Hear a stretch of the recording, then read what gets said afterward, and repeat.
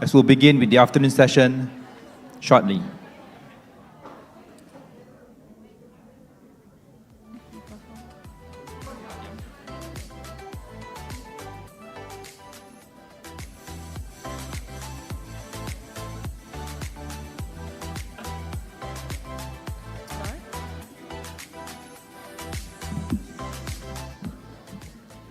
Okay, welcome back, ladies and gentlemen. I hope everyone enjoyed the delicious lunch served at CENDEF restaurant. We are honored to present the remaining two presentations from our distinguished fellows, followed by a dynamic roundtable discussion featuring all 5 speakers. Please join me in giving a warm welcome again to the Director of the Center for Digital Education Futures, Dr. David Lim, who will introduce our next distinguished speaker.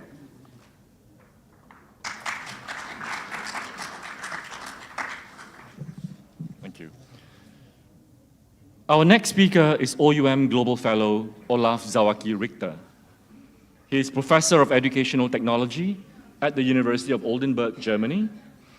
He is also the Director of the Center for Open Education Research and the Center for Lifelong Learning. Anyone who has ever heard of ODDE and done literature review in the field will know this. The name Olaf Zawacki Richter is inescapable. His research is cited across the length and breadth of the discipline. Over the past 2 decades, he has authored more than 200 journal articles. He has edited foundational volumes such as Online Distance Education and the seminal Handbook of Open Distance and Digital Education.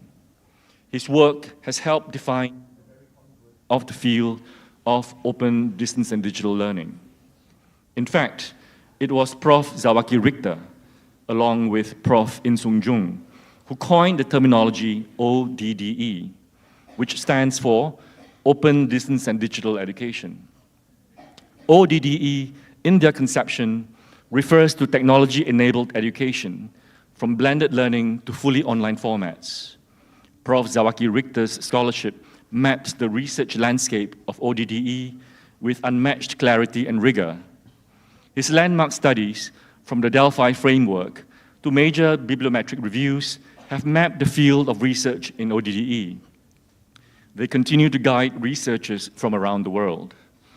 In today's lecture titled, "What Can Open Distance and Digital Education Contribute to a Sustainable Future?"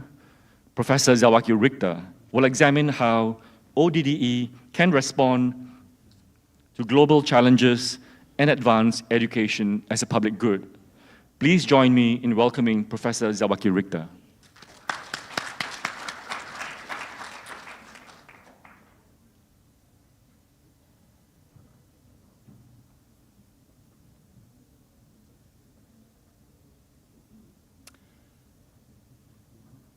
Honored Chairman of the Board of Governors of OUM, dear President of OUM, dear colleagues and guests, thank you very much for inviting me to this event as part of OUM's 25th anniversary celebrations. It's my first time here in Malaysia, and I'm very grateful for your great hospitality and perfect organization of this event. I just feel honored to be here. Amid ongoing crises, conflicts, and rising nationalism, the most pressing threat to humanity, climate change and environmental degradation, is being overshadowed. We must manage our resources responsibly and act sustainably. And education can play a key role in this driving transformation.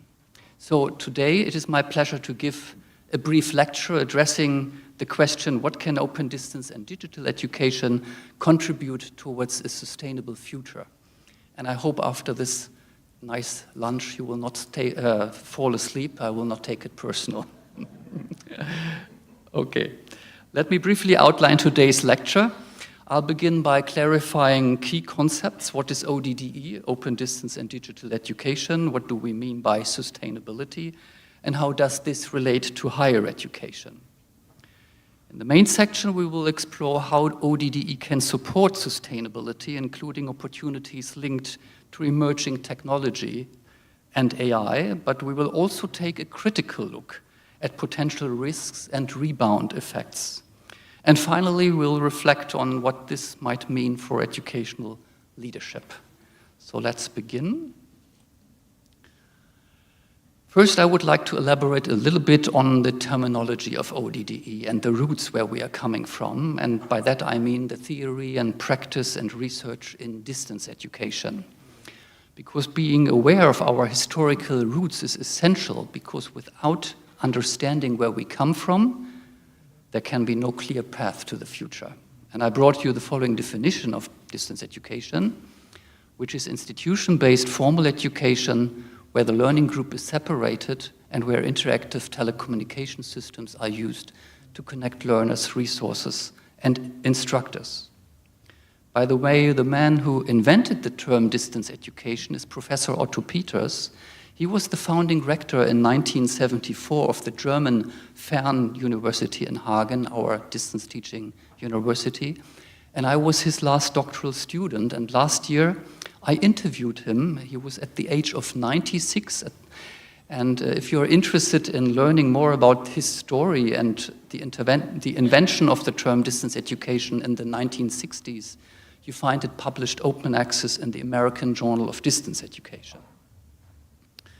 With the rise of the internet and the development of online learning, the boundaries between dedicated distance teaching institutions and traditional campus-based universities have increasingly blurred. Alan Tate, the former vice president of the Open University in the UK, already observed in 1999 that the secret garden of open and distance learning has become public, and many institutions are moving from single conventional mode activity to dual mode activity. What I want to emphasize here is that we can already look back to more than 50 years of practice and research in open and distance education. So in order not to reinvent the wheel, we should be aware of this huge body of research in open and distance education when we integrate new and emerging technologies into our teaching operations. That should not be ignored. As also Yun Hong Chao writes, knowing the history can inform evidence-based practices in newer forms of digital education. And with digital education in the mainstream of teaching and learning, I believe that we have to think about terminology that goes beyond open and distance education, without ignoring or even denying our roots, of course. For a handbook that I edited with In Sung Jung, we decided to choose ODDE as the title, combining open and distance education to clearly mark the historical origins of recent online learning and digital education to capture newer forms of teaching and learning with digital media. Now that we have briefly outlined what ODDE is, let's turn to the concept of sustainability. The 1983 UN Commission on Environment and Development significantly shaped today's understanding of sustainability. Its 1987 Brundtland report, Our Common Future, defines sustainable development as development that meets the needs of the present without compromising the ability of future generations to meet their own needs. We usually distinguish between three key dimensions of sustainability: the environmental, social, and economic. And there has been debate over how to prioritize these three pillars.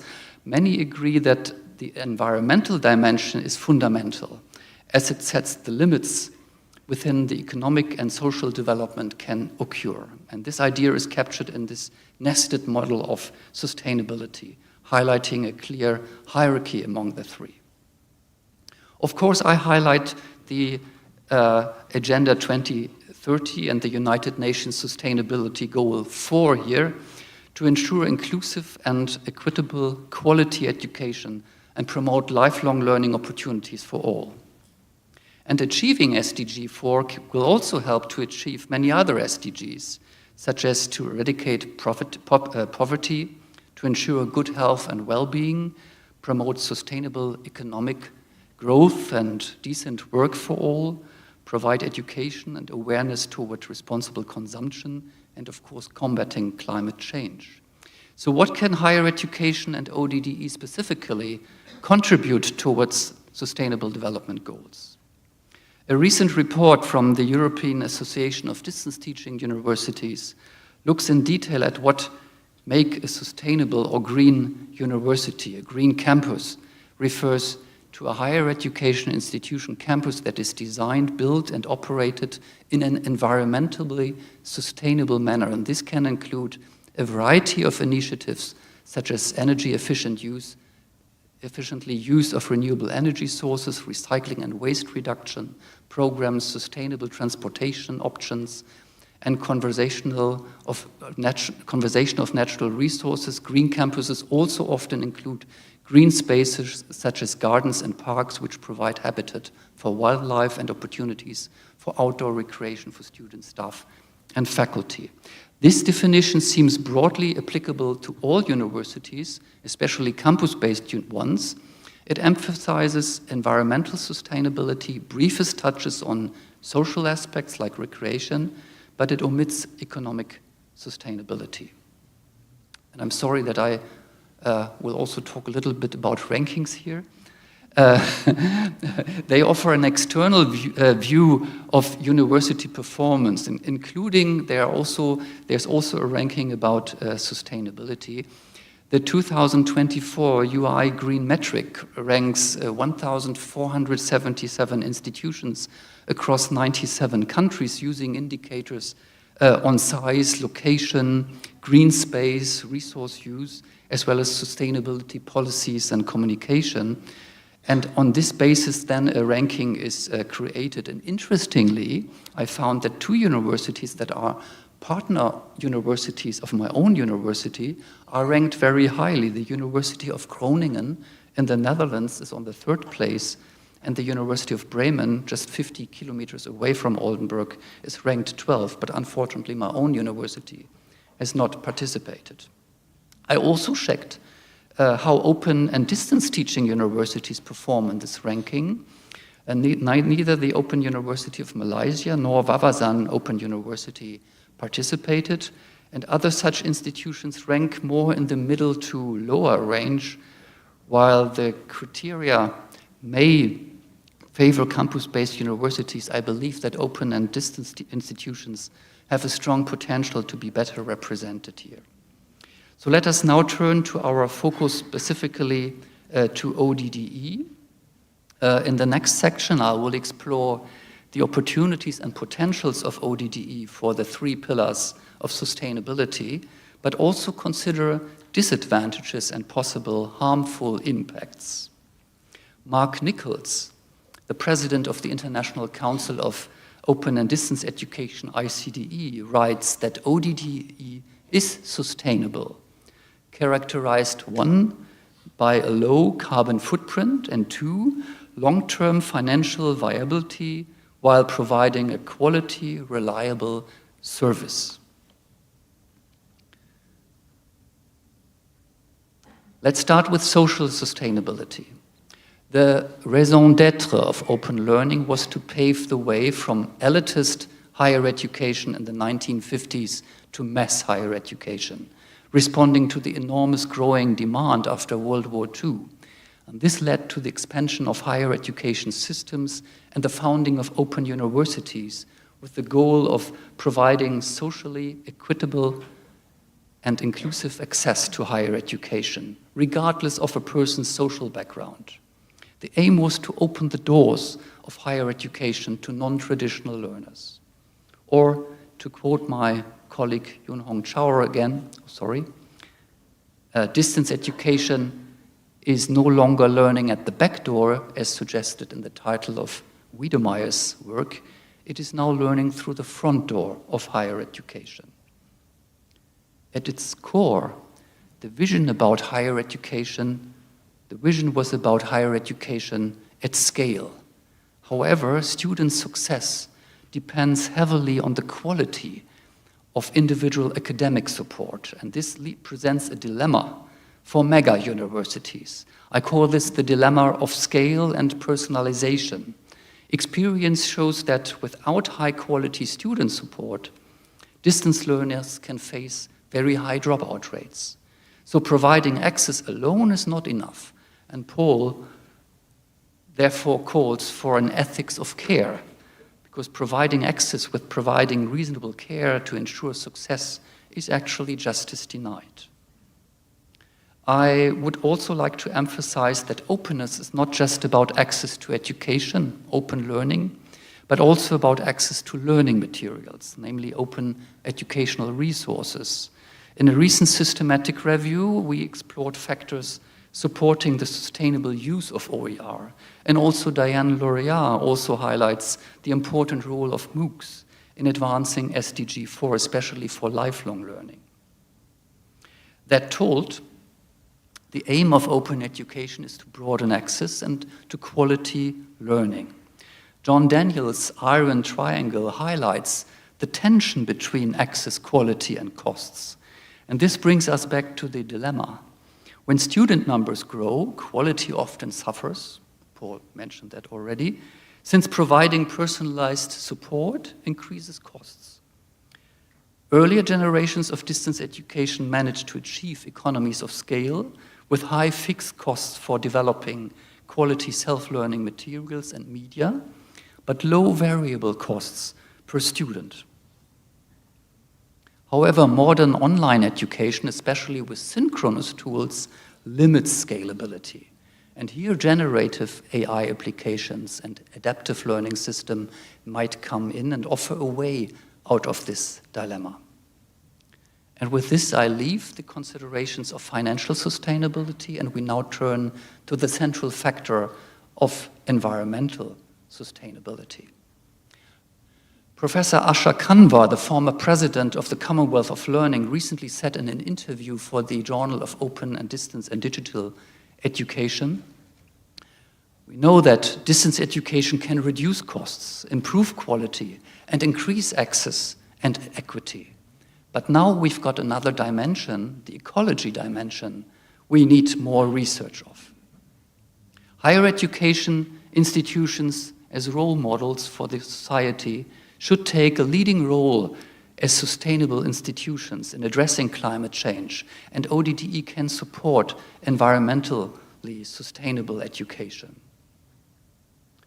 Although teaching is the core business of higher education institutions, only very few studies have considered the impacts of different delivery modes, ranging from campus-based to fully online. A rare exception has been the SUS-Teach methodology developed at the OU UK. A landmark story by Roy and colleagues found that distance education used 90% less energy and emitted 85% less carbon dioxide than campus-based education, mainly due to reduced travel and facility use. But with increase in the online modes of teaching and learning, it was necessary to do updated studies that examined the role of digital technologies and their effect on carbon emissions. A more recent study by Carr and colleagues using the SUS-Teach framework compared two institutions in Botswana at the Open University of Botswana and found the carbon footprint of face-to-face learning was nearly 3 times higher than distance education. Though ODDE shows some environmental benefits, emerging digital tools, especially generative AI, may produce rebound effects, offsetting energy savings by increasing digital resource use elsewhere. And this brings us to the darker side of things, the potential harms caused by digital technologies, which we also want to examine critically.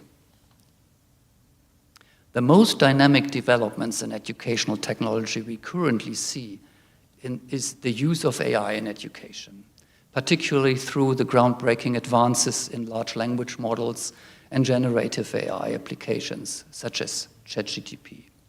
AI applications are generally very resource hungry in terms of data, energy, and raw materials. And this leads to social and environmental risks and harms, which I will focus on in the following. During the COVID-19 pandemic, ODDE mainly through online learning, proved vital for access and participation. Yet, access remains unequal. Digital technology can deepen social divides, a reality captured by the digital divide, a term already coined in the 1990s. And now, decades later, billions still lack reliable internet and devices, reinforcing this Matthew effect, where digital benefits mainly reach the already privileged, especially in the global north. Ethical concerns also surround AI production.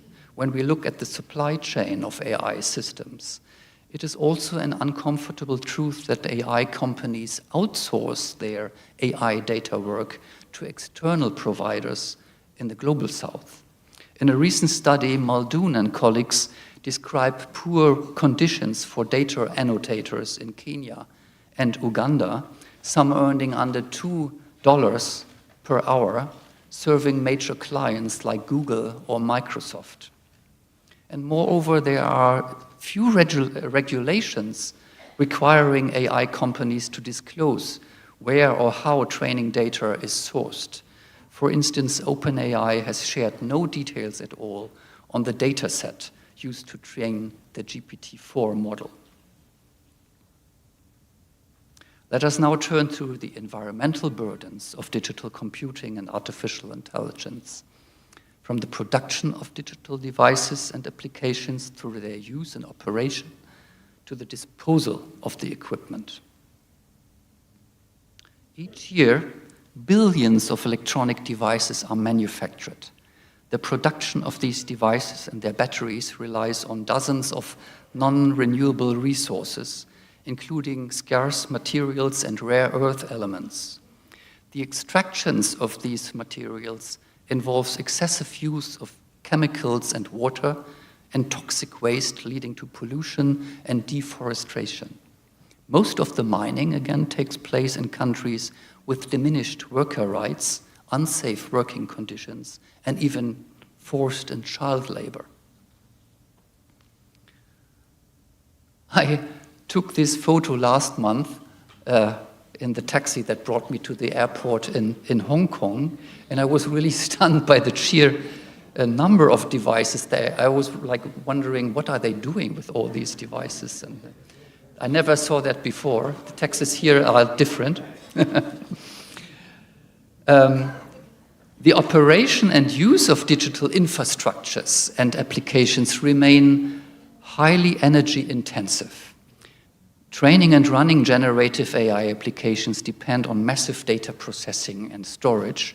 Data centers require enormous amounts of electricity and water for cooling. It is estimated that the search with ChatGPT uses up to 5 times more energy than finding the same information with a conventional search engine. So think about how you use ChatGPT. And within years, large AI systems are likely to need as much energy as entire nations. I just read a newspaper article on my way here about OpenAI opening a new data center in Texas. It's the largest one they will have, and they will start operating it next year, and it will use as much electricity as 3 million households. And it is reckoned that the IT and data processing industry already has a greater carbon footprint than the airline industry. And more worryingly, it is expected that these levels of energy consumption will increase 6-fold over the next 10 years. So van der Bouwwede concludes, by 2040, emissions from computing alone will be more than half the emissions level acceptable to keep global warming below 1.5 degrees centigrade, and this growth in computing emission is unsustainable. And if that weren't enough, the disposal of digital devices also causes significant environmental harm. E-waste is growing rapidly, yet only a small fraction is actually recycled. And once again, the toxic waste is dumped in some of the world's poorest countries.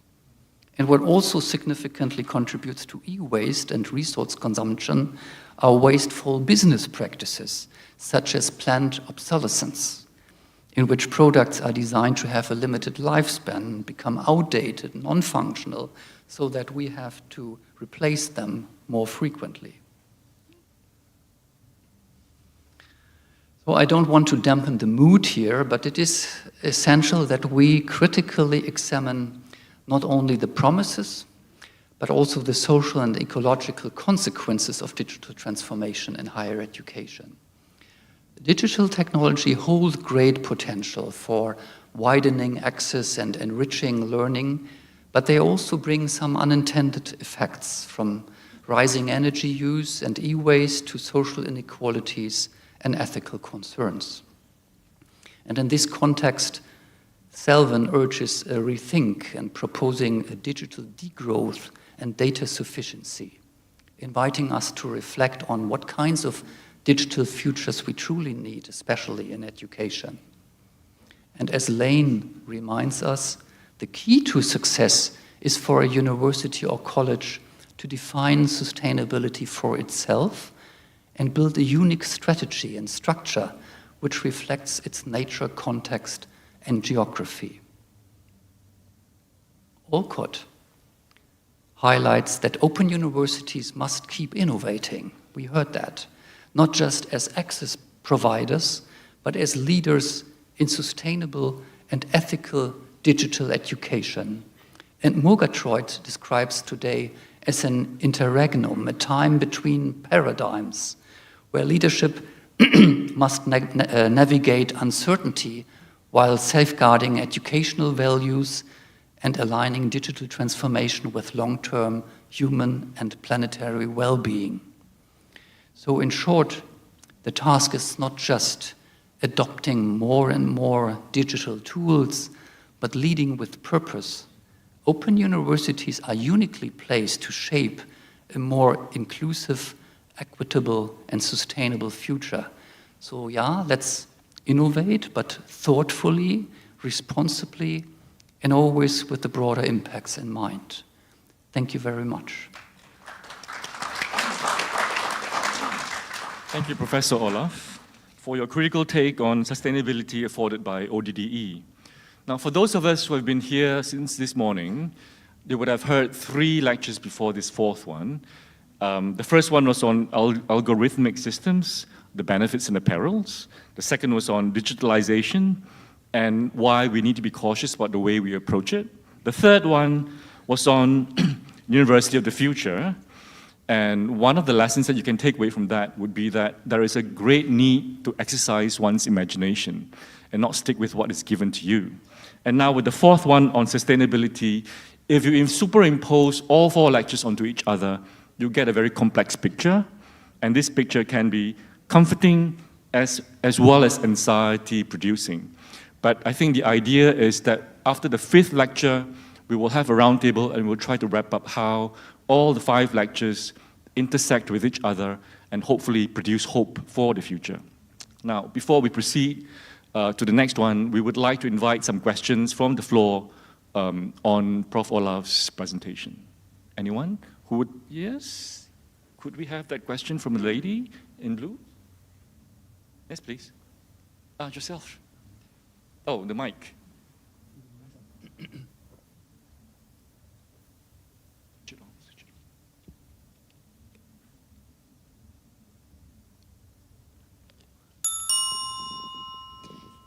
Hello, good afternoon, Prof. Olaf. Thank you so much for the presentation. But before that, I would like to wish all OUM academics happy 25th anniversary. Thank you very much. Could you introduce yourself, please? Give us your name and affiliation. Yes, my name is Sophia. I'm from Taylor's University. So I'm really into digital education, online learning.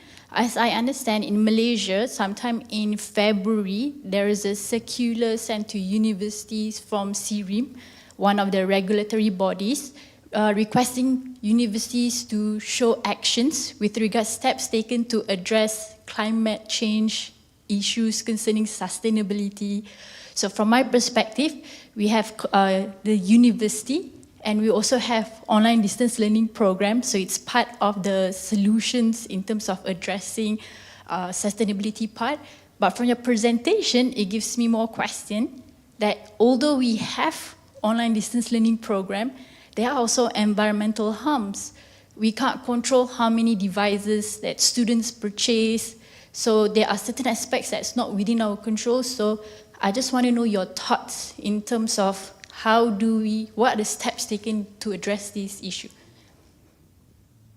Yeah, we clearly see that there are, of course, rebound effects in digital education. It's not like correspondence education, print-based distance education, where we have 90% less emissions, but still open and distance teaching universities have still much smaller campuses, and all this maintenance of the buildings and so on is much less harmful than running a full campus-based university.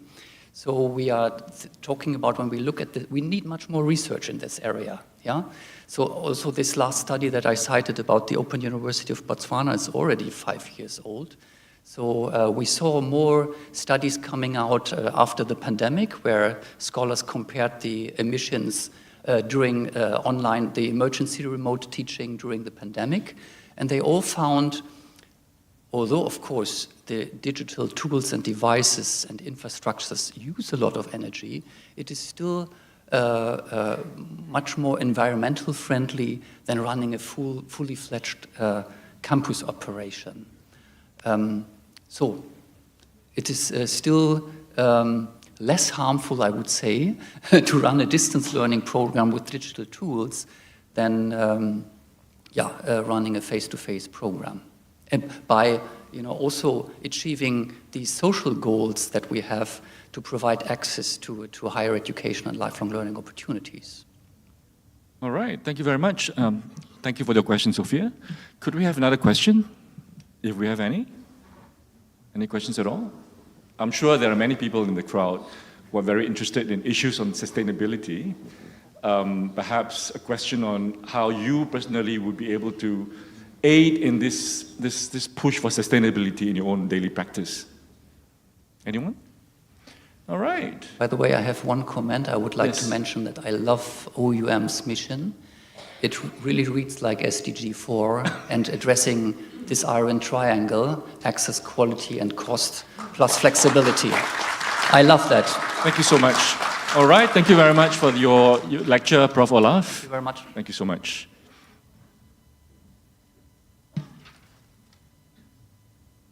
And also thank you to the audience for staying with us till the very end. And now we've reached the final lecture, the 5th lecture. And yes, please. We would like to invite Professor In Sung Jung up to the stage, and I will introduce her in a second.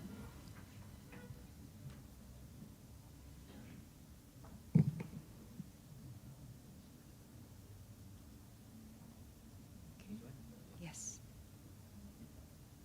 Thank you. All right. Few names resonate in the field of digital education as strongly as that of our 5th and final speaker for today, OUM Global Fellow, Professor In Sung Jung. Professor Jung is currently visiting research fellow at Seoul National University's Education Research Institute.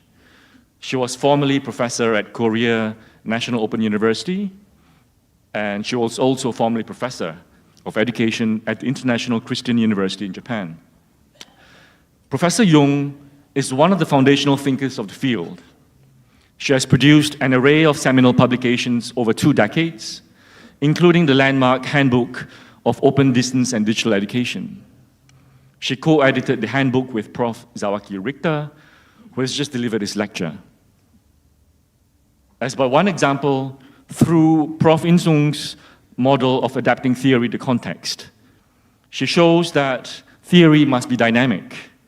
Theory must be tested, adapted, and reshaped, rather than accepted wholesale, as if it applies universally. It must reflect equity, culture, and the real lives of learners around the world.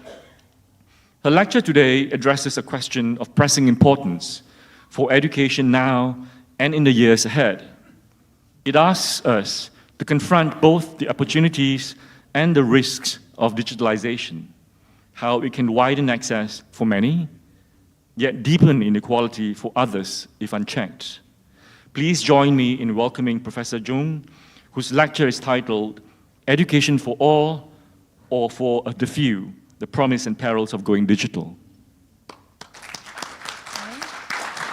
Good afternoon, everyone. My sincere thanks to the President and the organizing committee for this opportunity. It's my honor to give a speech today. Thank you. And I'm going to talk about 5 different agendas, all related. One is the digital education as a double-edged sword. And then we will move on to a little bit deeper questions. And finally, I will summarize with my final thoughts. Okay, let me begin with a simple question. I want you to think about this. I'm not going to ask you this to answer, but who do you think really benefit from the digital education? Yes, we like to say everyone, right? But then, is it really true that everyone will be benefit from the digital education? Or it's just a few, privileged few? Here is the twist. Digital education is not automatically fair, equal, or inclusive, as we heard in today's presentations. So let me give you an example. There is a student who is in very rural, let's say, Cambodia. They use 3G mobile phone, which is actually phasing out, but they still, this student is still using 3G mobile phone. She finds it very difficult to upload wonderful video lectures. So every time she want to do this, she just gets frustrated. And she couldn't finish it. It's not just that she doesn't want to learn. She want to learn very eagerly and then complete this online course, but she can't. The issue here is that developers, designers, or university assume that everybody has very fast internet and then the stable internet. Another example is that there is an AI grading tool that they grade AI that the university just introduced. But there was a student from, let's say, Kenya. And he knows so many local stories and proverbs. So when he write an essay for his class, he used those stories, local stories. But an AI grading tool, which was developed based on the algorithm, which respect Western version of, the good essays, downgrade his essay because it's not standard, right? What is the issue? It's not the issue of the students, it's issue of the technology. They don't recognize the different ways of expressing knowledge. So when we consider this, we kind of see 2 different dimensions, 2 different phases of digital education. There are some promises, but at the same there are problems. I'm sure that you can kind of see some of the problems here, but let me summarize what we have discussed so far.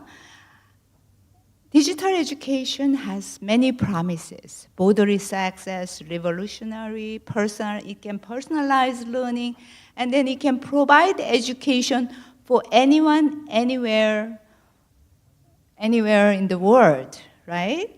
So many people think this distance education is a great equalizer in many aspects, especially in education.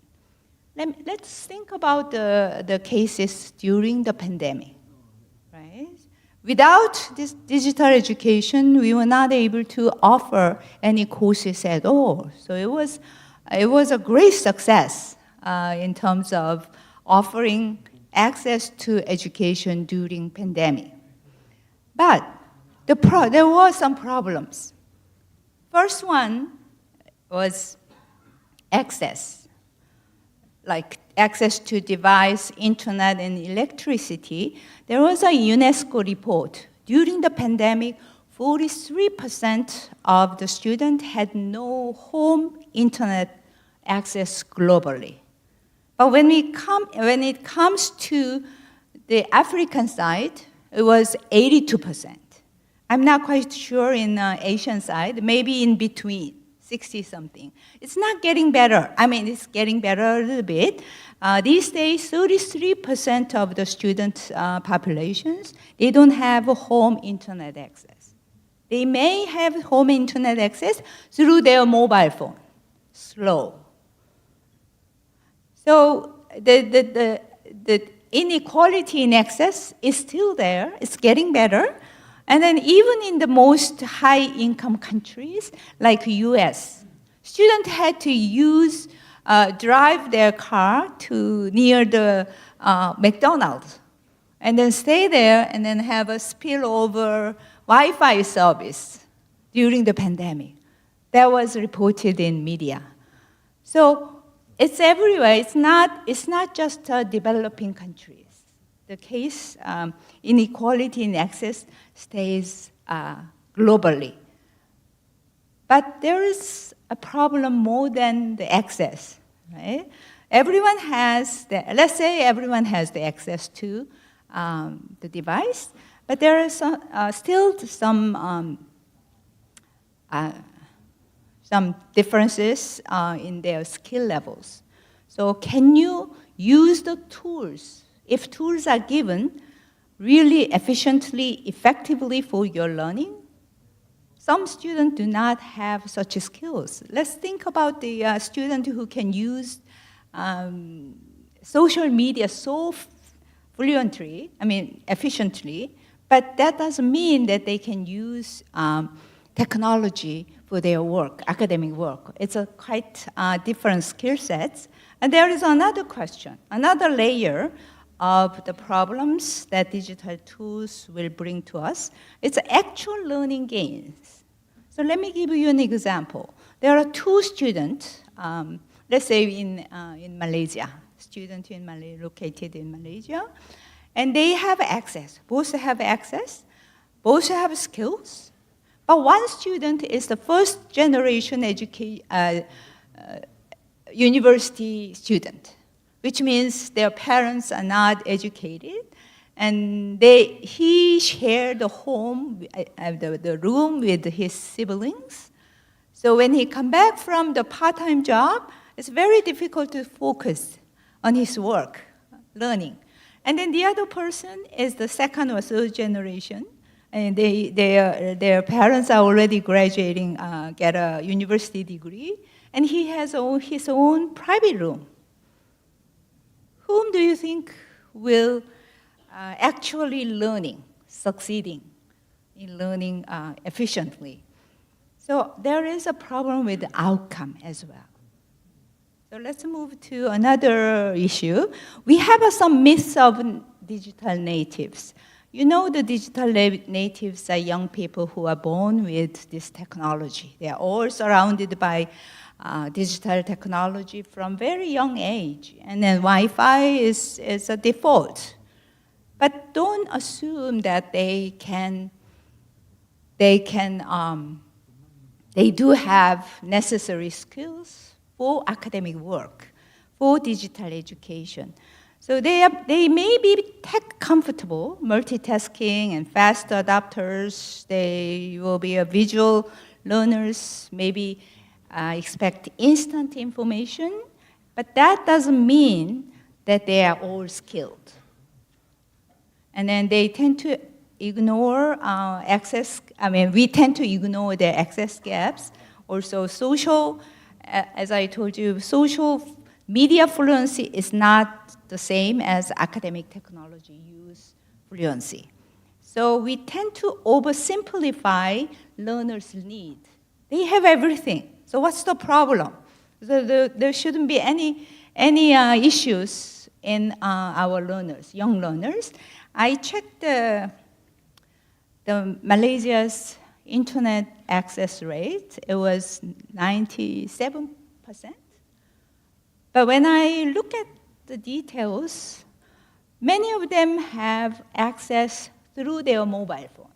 As you can see, you may know that studying through the mobile phone and then studying at the computer, sitting down and you have a PC and you have an environment, it will be quite different, right? So there is an access issues and skill issues and also actual learning issues. So we can say that technology is not neutral, as many presenters say. Most digital education tools created by tech companies, educators are seldom invited to give any feedback. My own daughter is working in the tech company, and she's from psychology background. She said she's the only one in the team that involved in this kind of design. I mean, she's not in distance education itself, but whole company, most people are technology, engineering, or computer ed specialists. Most of them are from global north. So that's nothing wrong with the technicians, involving technicians in this process. But when we think about their values, perspectives, they're more focused on commercial goals, eventually profit. And then not designed, always for inclusion. Inclusion is not in their mind. Data, as we know, all our data are tracked, stored somewhere, right? And then they will use it for some many other occasions, not just for education, right? So that's another issue.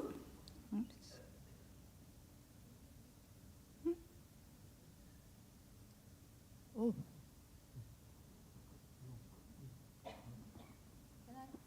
Can I get the help? Okay, I got it. And there is a hidden agenda. One presenter talked about hidden agenda. Hidden curriculum is that many platforms tend to focus on individual learning. Think about your My Inspired or Moodle or another platform. It's about the individual learning, not collaboration. So there are some platforms, they focus on collaboration as well, but most of them are promoting individual learning and design. Now, another one is English with their limited language support. I noticed that the Malaysian high school, school system use English as a first official language, but not other countries in Asia. Most of the countries, they use their own language, and they find it very difficult to that even though there is a translation tool, it's not easy for students to always follow the content. I came from Korea, and then I taught in Japan. Korea and Japan, official language is Korean and Japanese. So our students always find it difficult to keep up with those English written materials. And these kind of digital tools also prioritize automated assessment, like multiple choice quizzes.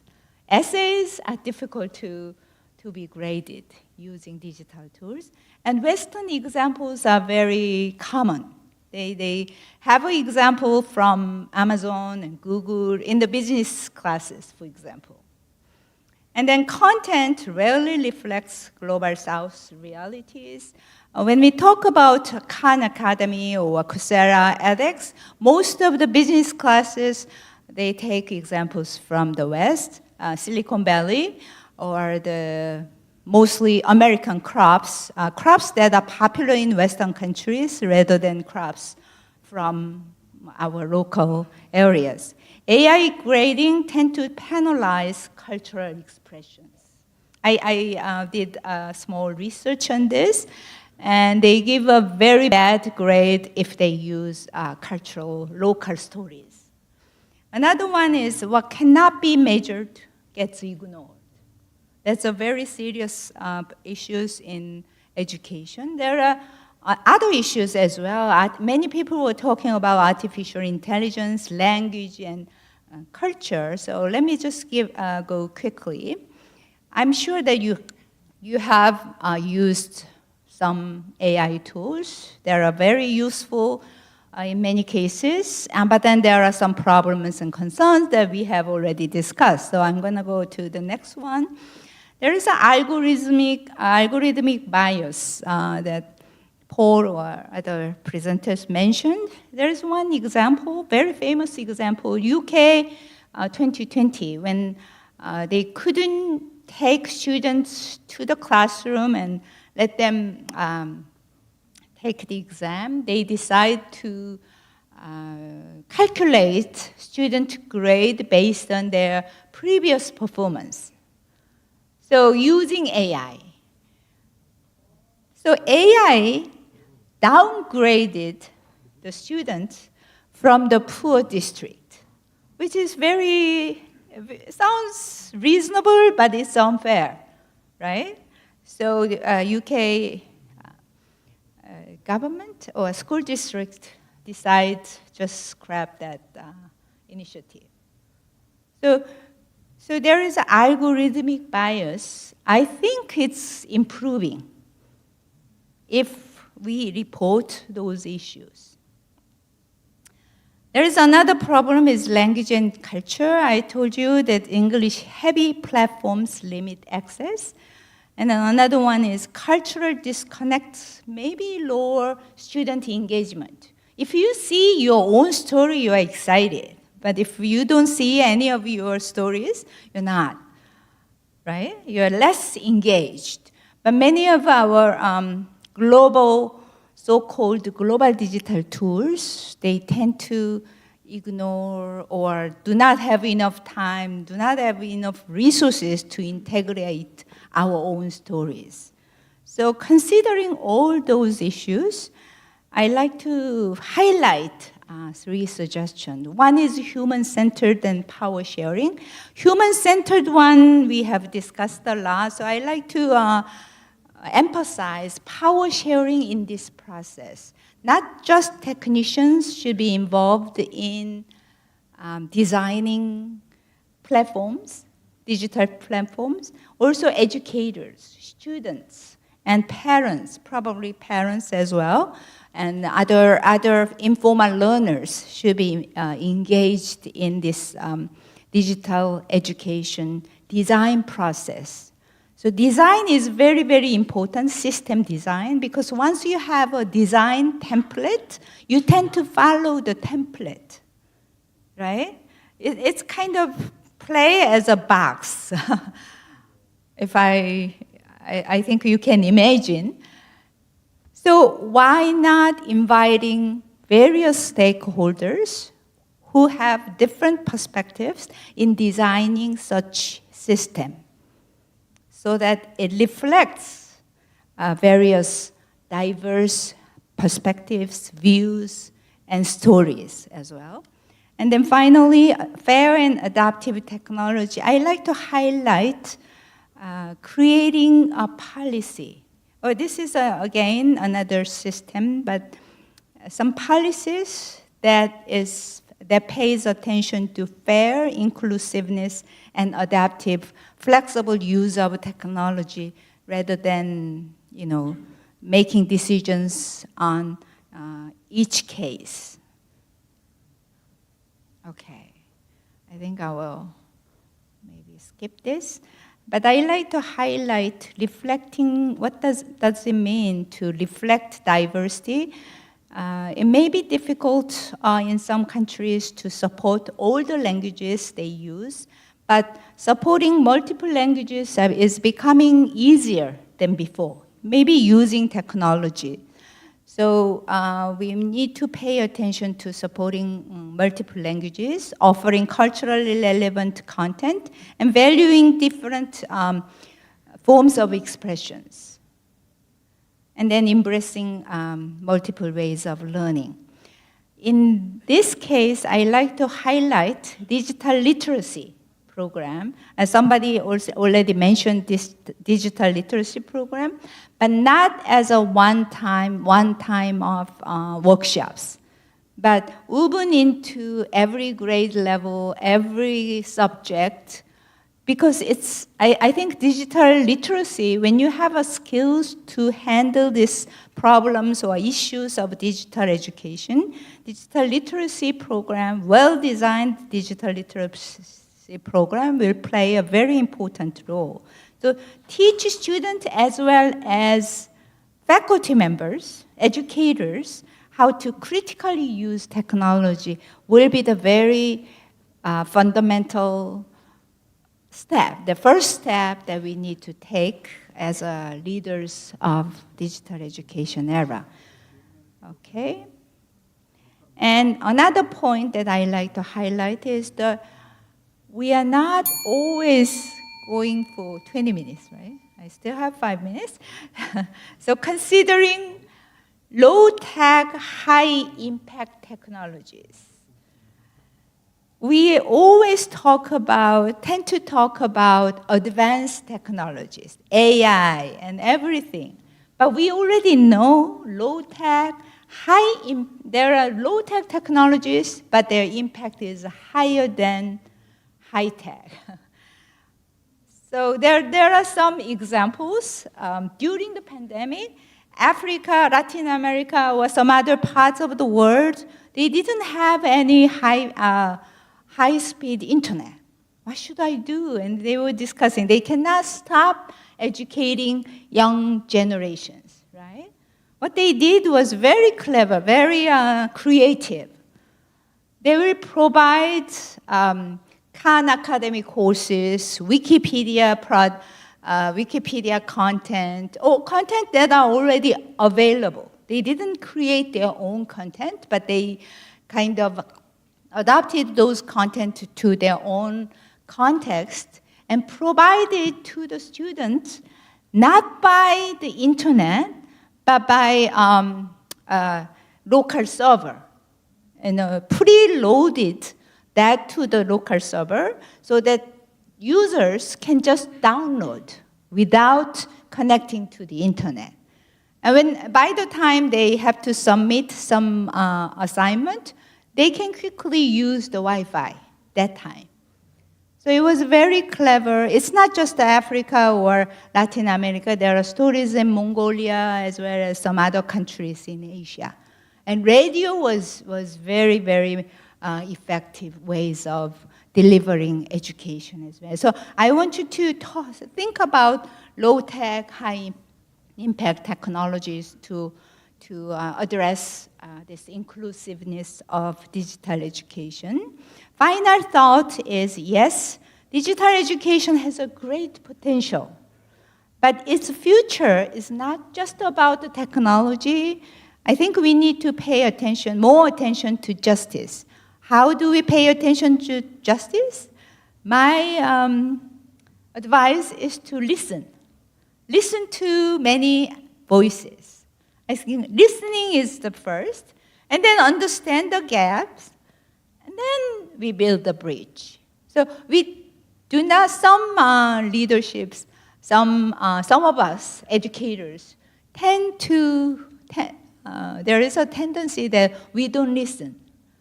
We believe that we have the answer, which is not true, right?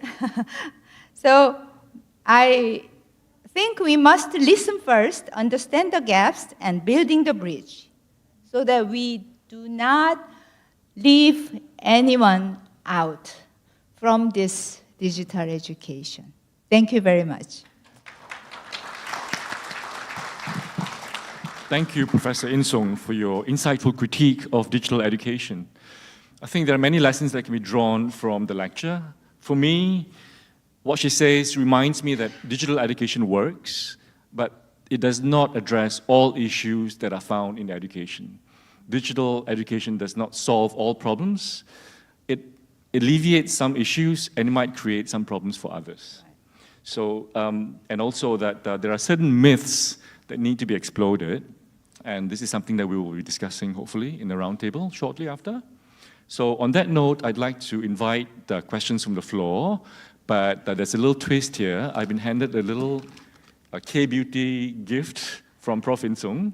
So the first person who asks a question that we accept will Someone get asked this me little prize. why my skin is so good. Yes, yes. So I brought Korean. And this is a sleeping pack. It's retinol collagen, not retinoid. Retinoid is a bit too harsh. You get retinol, right? The latest generation. So, any questions? All right. If you could let us know your name and affiliation, and then pose your question. Thank you very much. Hello, Professor. I'm Hanani, working for UNICEF as a Technology for Development Officer. But my question is not about so much on children, but on the inclusivity and the way forward for education for aging society. Because in Malaysia, we have forecasted that by 2030, 14% of us will be, I think, 65 years old and above. That's quite alarming. So how do you see, can you hear my question? Is it echoing? Echo, is it? Echo a bit. Maybe, will it work better if you were to stand a bit in front here? Oh, sure. Yeah. I kind of hear what you're saying, but then it's echoing. It's Yeah, echoing. you okay. risk not getting this little prize. No, I'm good. I don't mind about the question, but let me repeat my question again. So when you talk about inclusivity, it seems that right now the discourse more about future generations. But how about aging society, especially in Malaysia, whereby we want to make sure that also our older workforce, including me later in the future, are well-educated, still have access to digital education to empower them. Especially, like sometimes issue now is we got scammed, for example, and we don't have the skills relevant to the future workforce. So how do you address that so the aging society or the older generations are included in the digital education? Very, very critical question. Relevant question for me, because I'm in the age that group. Underage, yeah? I think I like to emphasize the importance of digital literacy, not just for the new generation, younger generation, but also for the older generation as well. We need to keep updating ourselves. I used to be a programmer when I was young, but then I have to update myself. Sometimes I don't understand what they are talking about. All different languages, right? Vocabularies.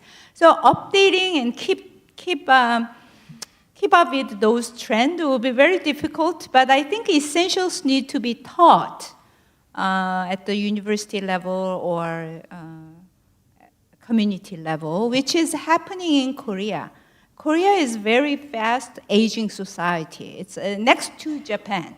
Almost we will catch up with Japan in a few years.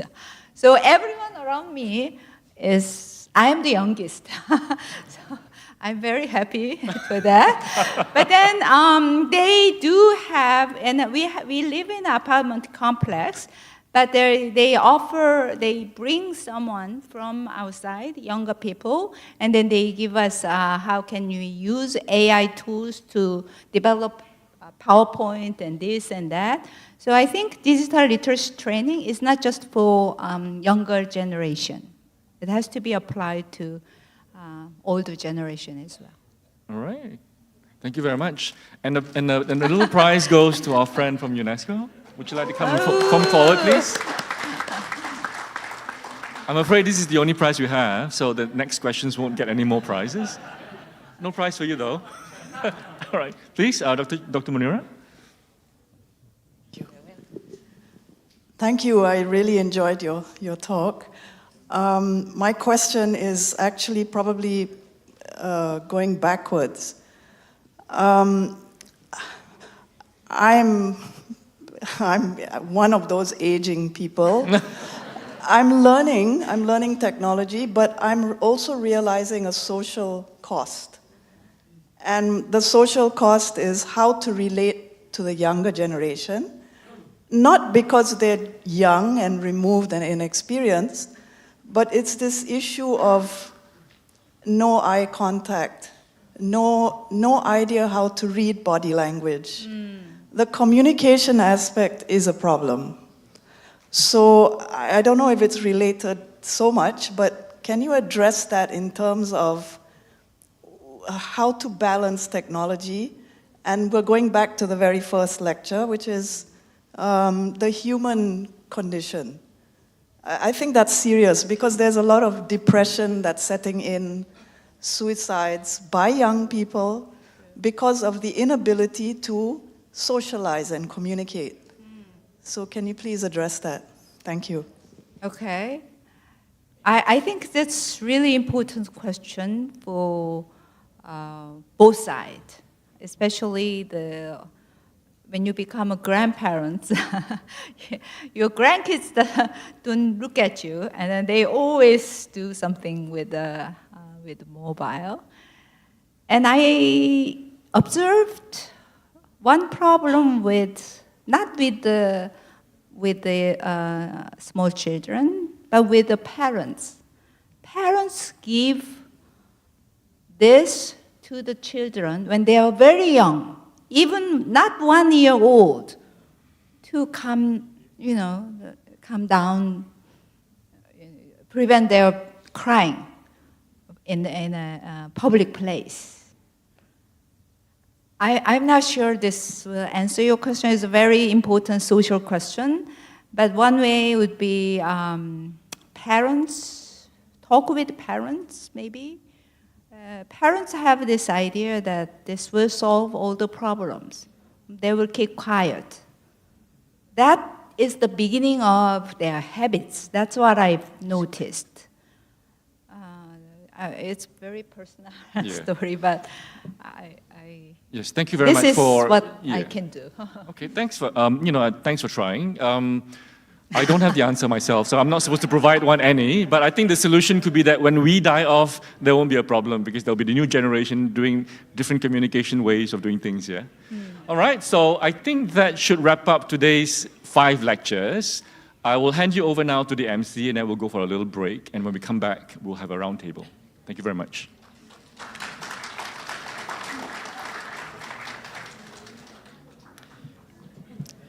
Thank you, Dr. David.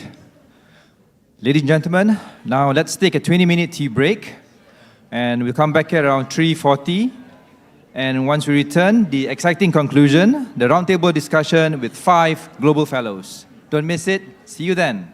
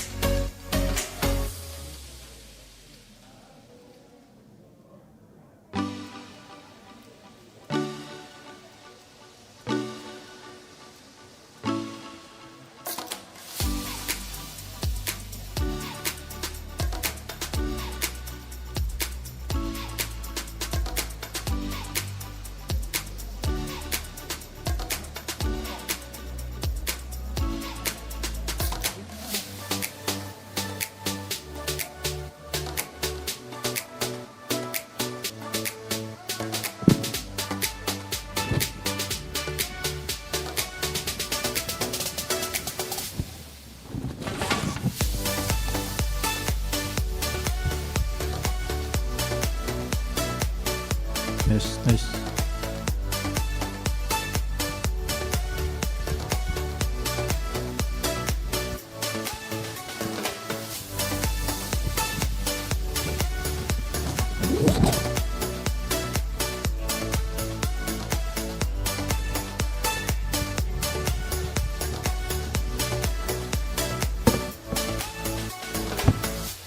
This.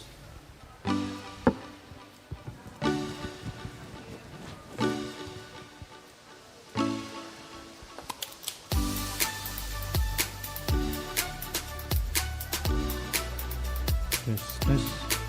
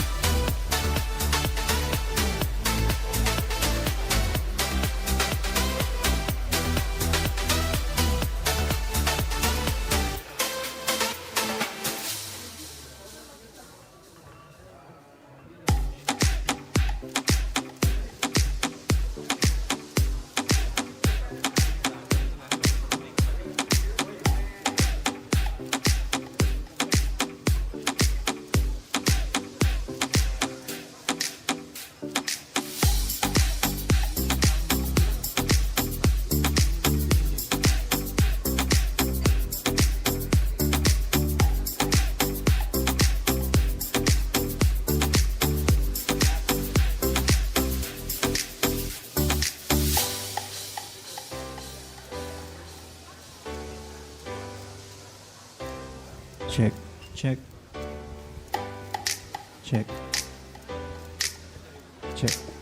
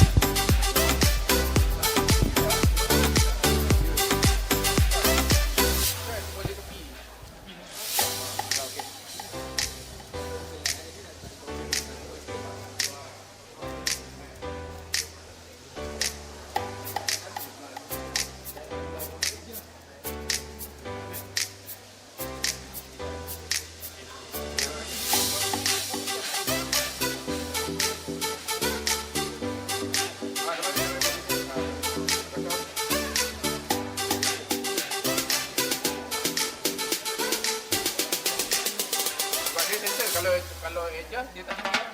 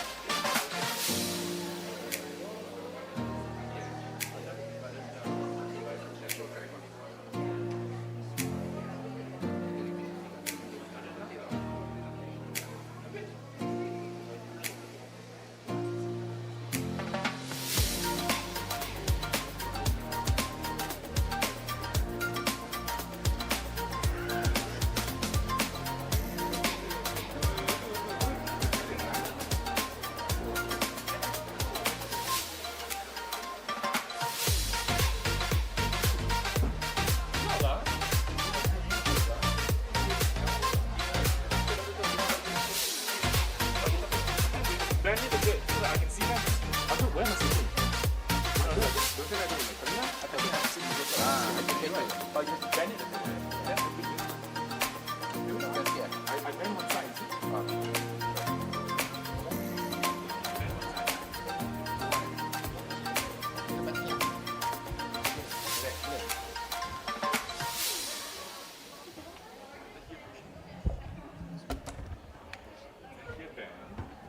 Kita buat sini ya. Bertable, stand it. So, Suan. Sekali. Okay. At least this end can see this end, you see? Okay. Tadi dia suruh.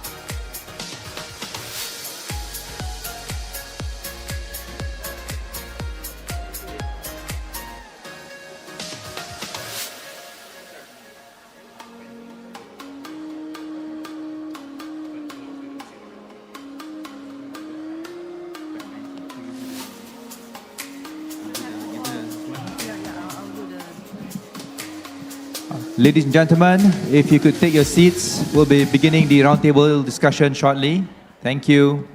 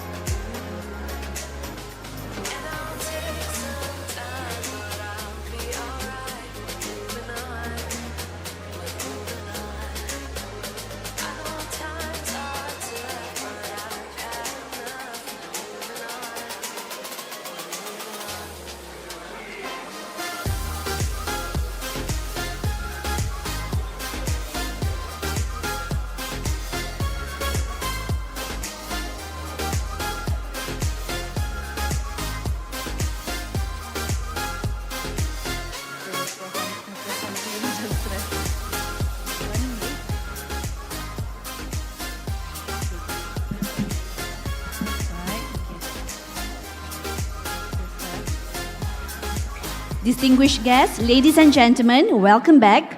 We now turn to an exciting limelight of today's program, our roundtable discussion. Please welcome once again the OUM Global Fellows on stage. Emeritus Professor Paul Prinsloo,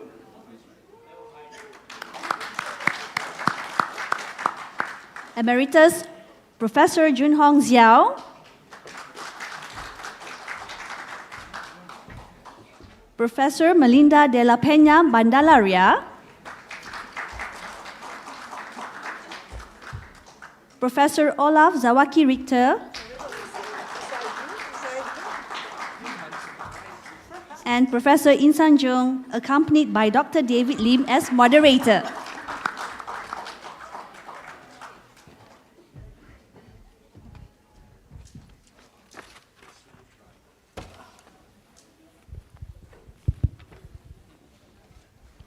Good afternoon, distinguished guests, ladies and gentlemen.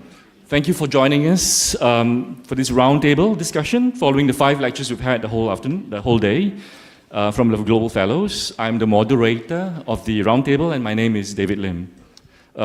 We already know our Global Fellows, but I'll reintroduce them nevertheless. To my far left is Prof. Olaf. Next to him is Prof. Insung. Sorry. Prof. Yun Hong, and then there's Prof. Insung, and Prof. Bandalaria, and Prof. Paul, right? So this is how it's gonna work, right? We're gonna have a discussion to wrap up the threads, and then we will invite questions from the floor. So across these 5 lectures we've had, the theme of visionary leadership emerges, right? We are getting a clearer picture of how visionary leadership in digital education emerges.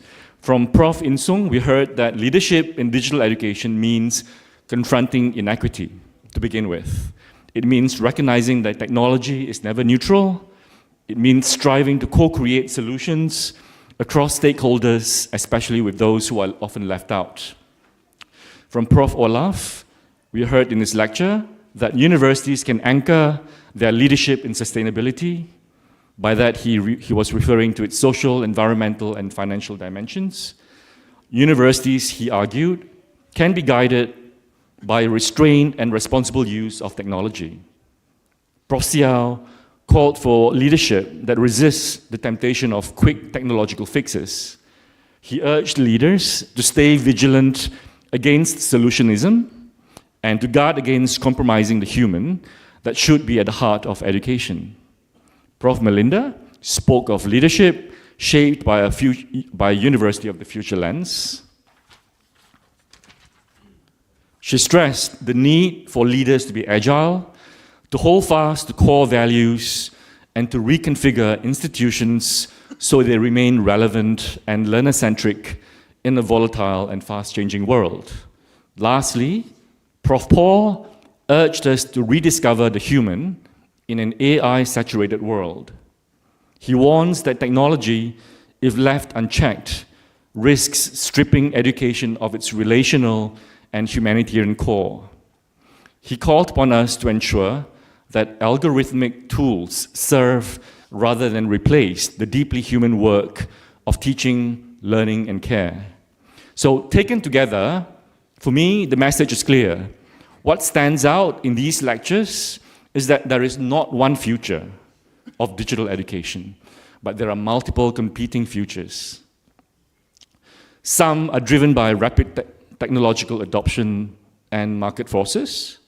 Others are grounded in caution, ethics, and human-centered values. Our task today, and the purpose of this roundtable, is to ask what kind of leadership it will take to navigate these different futures, and to chart pathways that reflect the values we wish to defend, instead of simply drifting with the tide. So to begin our discussion, I'd like to invite our roundtable participants to unpack their imagining of visionary leadership a little further.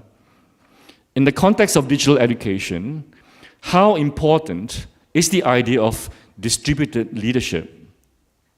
By distributed leadership, I don't mean one person handing down the role of leadership to a chosen few. I mean, rather, a form of leadership where people refuse to wait for a savior. They take it upon themselves to learn, to decide, to collaborate, and in doing so, actively co-shape their future. As Bertolt Brecht warned, unhappy is the land that needs a hero, because waiting for one person, one collective, or one administration to save us risks surrendering our own power to act. So I'd like to begin with Prof. Insong, since you were the most vocal and explicit on the importance of distributed leadership in digital education. Would you see distributed leadership extending this far as something that everyone should actively assume without waiting to be invited? Or do you see it differently? Prof. Insong? Okay. I would say that don't wait for the invitation. I think everybody should be involved in making decisions at some level. I mean, levels might be different and extent might be different, but engage in giving your ideas, thoughts, and then listen to others, observe what others have been doing. As a group, like educators and learners work together with tech developers. We know the tech developers are very strong, but there is always room for just jump in.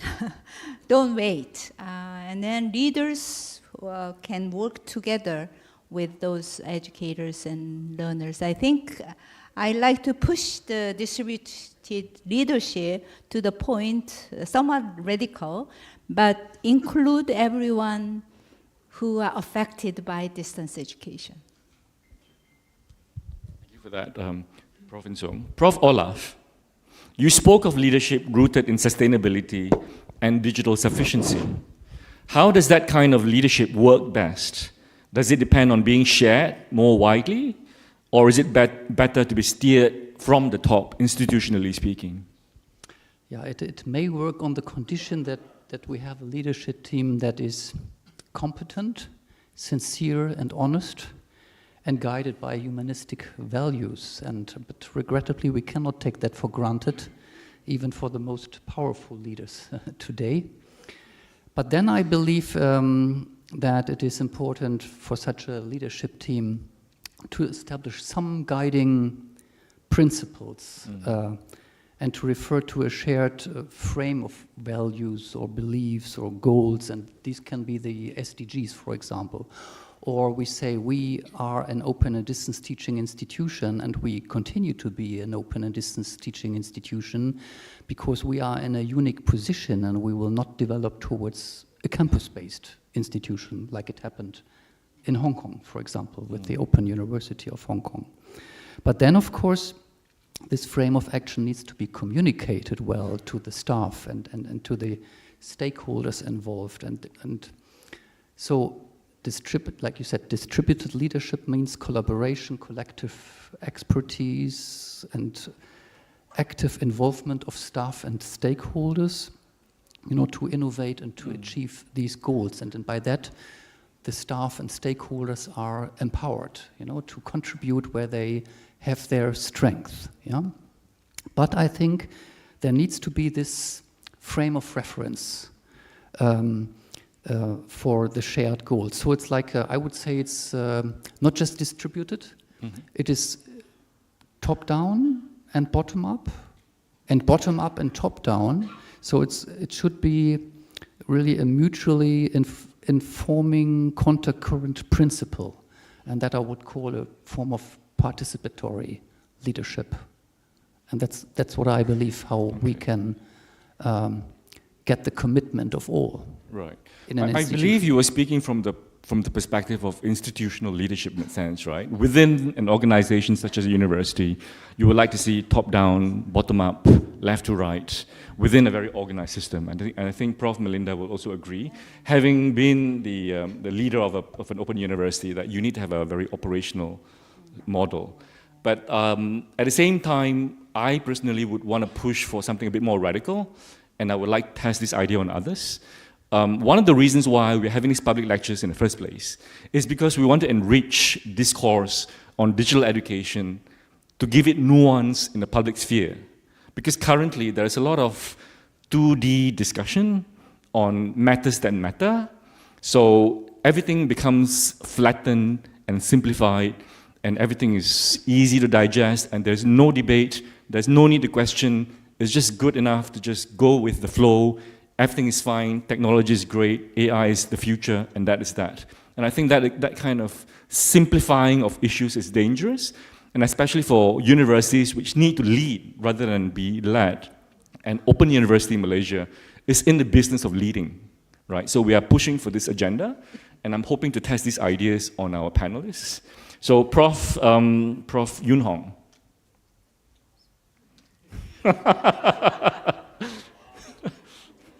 Prof. Yun Hong, you've cautioned against quick technological fixes and argued for keeping education deeply human.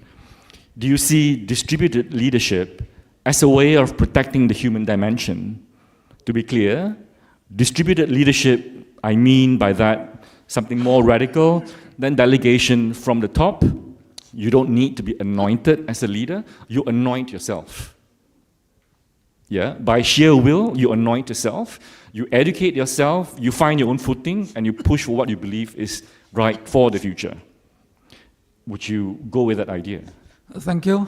Well, you asked the question that I want to answer.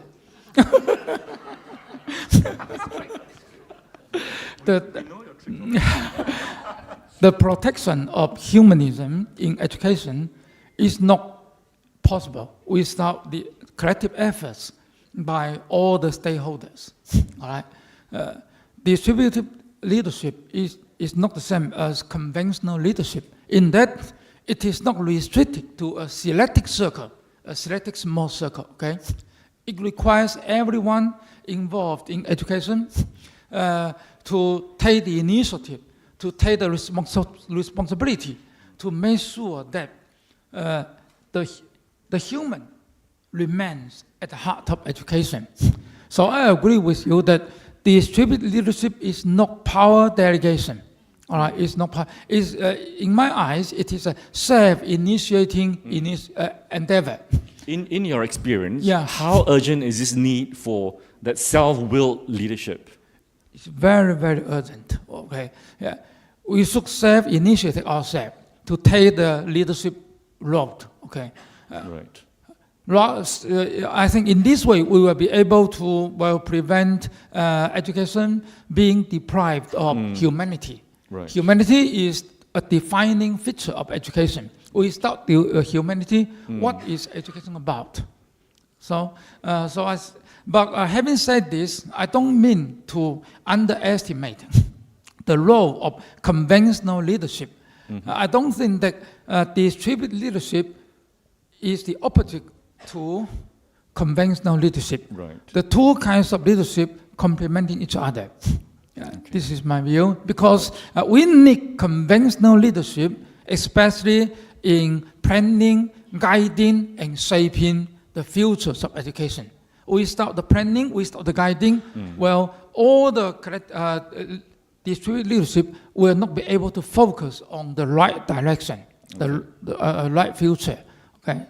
Thank you. Thank you very much. Prof. Melinda, to just follow through, right? When you spoke about the University of the Future and the kind of leadership it requires, did you mean primarily institutional leadership from the top, or do you see it as distributed in the radical sense that we talked about?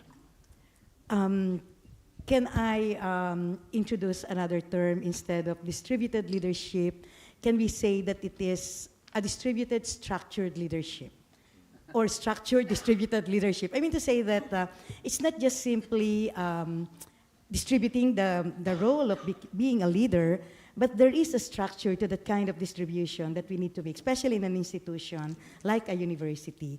So within the organization, there is the structure, and everyone can be called upon to be the hero. We cannot wait for a single hero, but everyone can be a hero at a certain level that they are in. And it calls upon being empowered. I mean, us empowering our colleagues, everyone in that position, even at the lowest level, to take on that leadership role in that area where they are in. So distributed in the sense that we still work within the structure, we still work within our task, but we are empowered to take on that leadership position at that level, guided by the direction mutually agreed upon through the shared vision of the organization. So I guess that's the kind of leadership that I can see, distributed, structured, and with everyone becoming a hero and being empowered to be one. Yeah, I think I'm seeing a pattern here, which is the consensus seems to be, let us have various structures. We need some institutional structure to get things running, but at the same time, we need to be our own heroes. Yes. In case we become passive for one reason or another.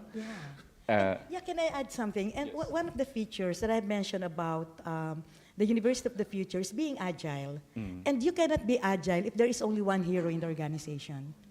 You can be agile, you can move quickly, you can be flexible, if you can depend on your colleagues, on the people within the organization to take on the leadership position, leadership role whenever and if necessary. Right. Yeah. Okay, Prof. Paul, in your lecture, you spoke about rediscovering the human in an AI-saturated world. What does it take for that rediscovery to happen? Does it depend equally on strong institutional leadership and this other radical sense of distributed leadership we've been talking about? Or does it lean more on one or the other? Oh my goodness. I'm tempted to say all of the above.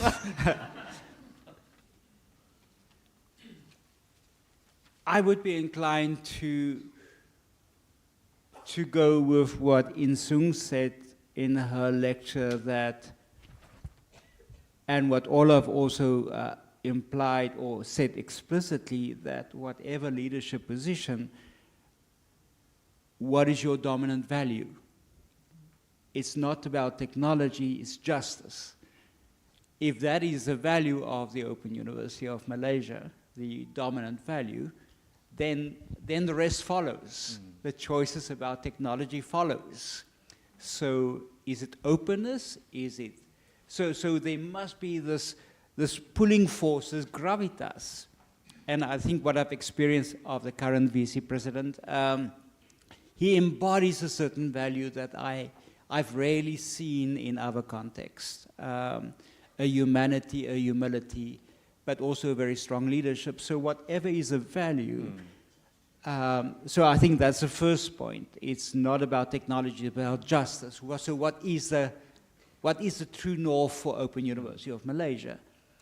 And then the second thing is, I think, also In-Sung, you said those that are impacted the most by the technology.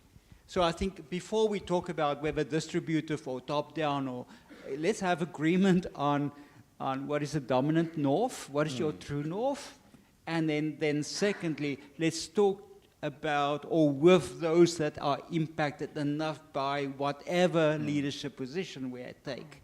And then we take what follows.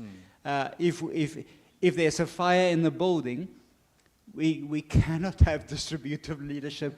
We need to know where's the door. and so someone must run first, hopefully to the right door. Having said that, we must be careful of artificially produced fires. And Naomi Klein is an American author. She talks about crisis capitalism, where a government creates a crisis through withdrawing resources, and then private enterprises move in to solve the crisis. So we must also be very careful to create the fire, and then we wait for the strong leader to, okay, there's the door. So where does the fire come from? So I haven't answered your question. I think you have. I mean, you've complicated it a little bit. I think what you've done... What did you expect? What did you expect? Trust Paul for that. But I think what you're saying, if I'm hearing you correctly, is that there is no real one answer to that question.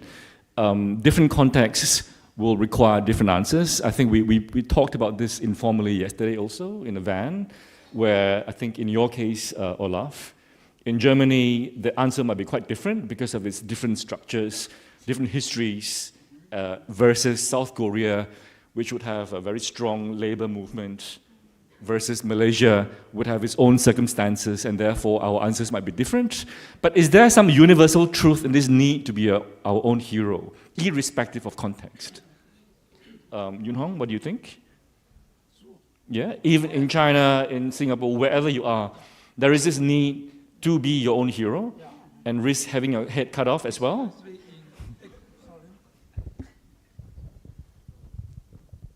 Especially in highly centralized governed circumstances, you need to be your own hero.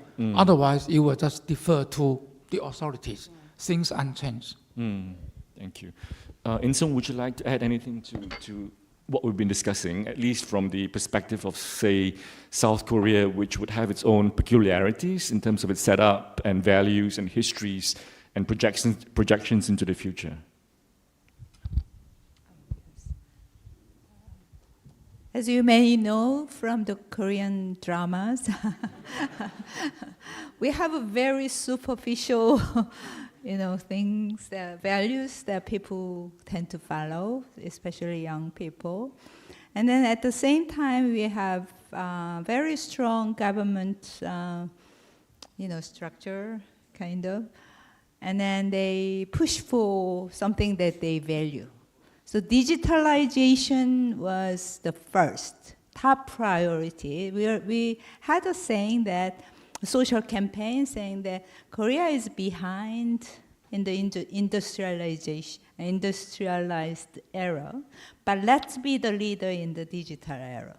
So that was 2000, late 1990s. Since then, we didn't ask about any cost effectiveness, anything. And then put everything, almost everything, in this digitalization. It's been over 25 years, right? And we have seen so many issues with especially young people. And they are very much satisfied with playing with this digital device. They don't get married. They don't date. So we have a birth rate 0.6 something. We are losing so many schools. Schools are closing every year, maybe every second. Very, very serious social issues. So we are disappearing, actually. So any incentives on work. Even these days, people saying that young people are using AI dating web. There is an AI the boyfriend and girlfriend, and they were talking. That's another serious. So, what was the I forgot. So I want you to look at, this centralized leadership, very much centralized leadership in digitalization, and then we found so many problems, and then the grassroots movement is becoming more stronger than before. To address these problems that you're highlighting. Yes, yes. Because they know that government is not solving this problem. Because there will be a next election coming. So they do not look at that side, dark side, which is very difficult to solve. So there are parents groups, and then there are young people, even young students. Those groups are now beginning to talk. We need to do something. And then doctors and clinical doctors and counselors, we have to do more than this. And there are many community-based movements, which is small. But I told you about my apartment complex where over 780 households are living. We have a small community of parents, younger parents, and including myself. And then we gather these young people, don't give them this device, and instead we are playing and drawing this, and then I show them some short videos to attract them. Very difficult to attract them. So video first, and then we draw from there. And this kind of small activities are finding quite effective, in fact. Maybe it cannot solve these big social problems, but I think distributed leadership means that power, you perceive power. If you don't perceive power, even the president of the country say, oh, I don't have power because the Congress say no and this say no, so I don't have power, then he is powerless. So it's not the ranking. I think it's the perceived power you have. So I think we have that kind of small movement that parents think, oh, we have the power. And then we have the responsibility. That might solve some of the problems, I think, we have. Yeah, from what I'm gathering is that you are saying that the South Korean example is showing us that there is this necessary push for the democratization of heroism, basically, right? And I think Olaf would like to add on to that. I can offer the German perspective on that as well, because you also, I like that you quoted Bertolt Brecht, that is a German author who passed away after World War II too early. You said, you quoted, unhappy is the land that needs a hero, unglücklich ist ein Land, das einen Helden braucht. So of course he was referring to the Nazis and Adolf Hitler.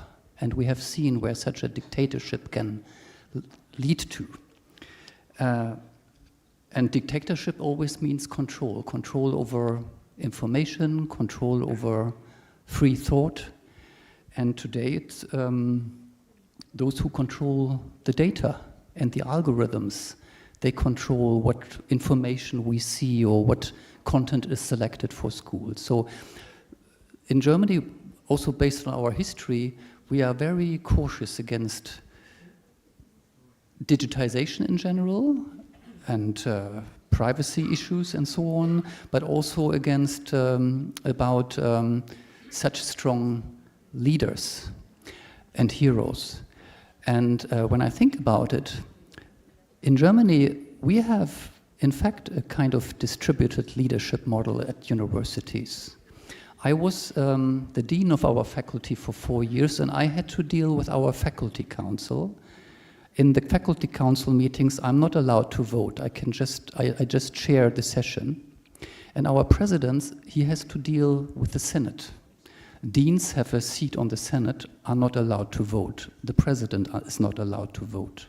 So it is and they decide on important issues, leadership issues, and like if we would agree on a mission statement, the Senate would decide, not the president. Yeah? And also, we met we have 6 faculties. We had a meeting with the leadership team, with the president and vice presidents every month. But the 6 deans met in the week before, and we discussed issues. And when we agree, so the true power resides in the faculty in Germany, also because of our history. And so when the 6 deans agree on something, the president would never dare to do anything against that. Yeah.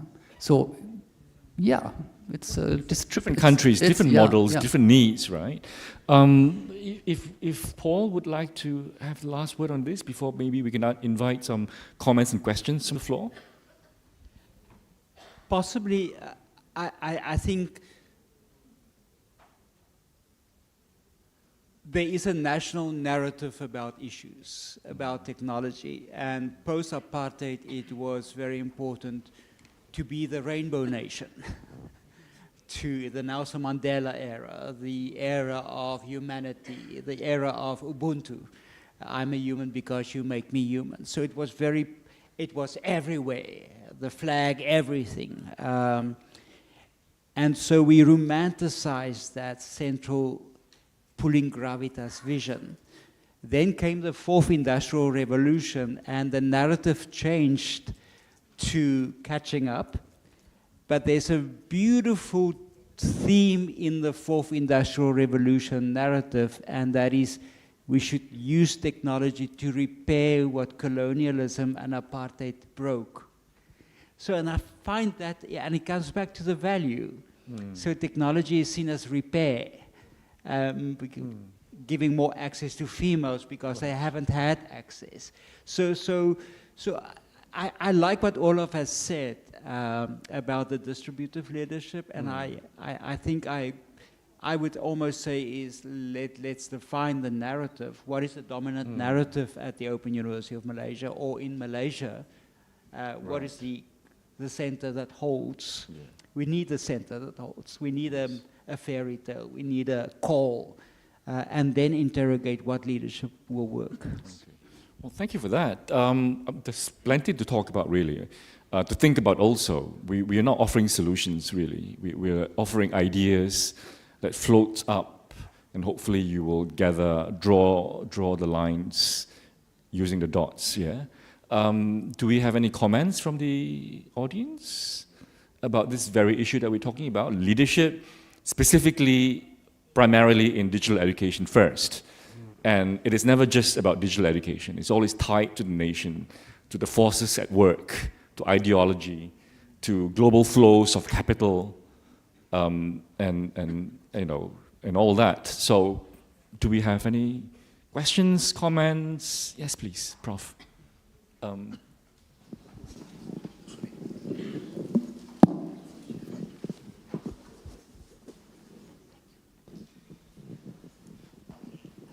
First of all, I must confess that I really enjoyed the session today. All right?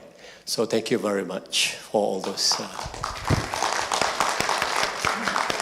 sharing ideas and so on. Being an OUM, we dare to venture, and also we dare to dream. In translating that visionary leadership, charting the future of education, digital education, my simple question is, if we were asked to make a kind of SWOT analysis in terms of translating what has been transpired today by all these eminent scholars, actually,